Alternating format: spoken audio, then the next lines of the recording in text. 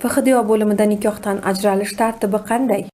O'zbekiston Respublikasi Vazirlar Mahkamasining 2023-yil 20-oktyabrdagi 550-sonli qaroriga asosan xotinning o'rtasida mulkiy nizosli va voyaga yetmagan farzandlari bo'lmasa, o'zlarining arizasiga asosan FHDO bo'limida qayd etiladi.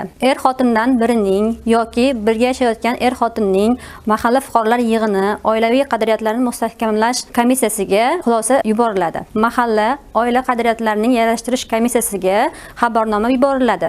Nikohdan ajralgan muddati 3 oyni tashkil etadi.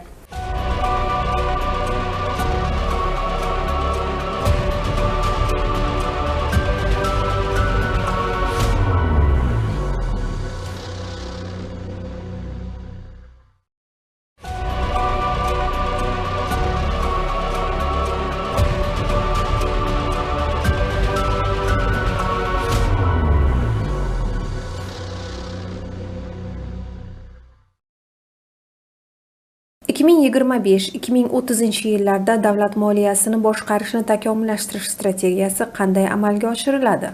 O'zbekiston Respublikasi Vazirlar Mahkamasining 2025-yil 8-apreldagi 210-sonli qarori bilan 2025-2030-yillarda davlat moliyasining boshqarish tizimini takomillashtirish strategiyasi tasdiqlandi.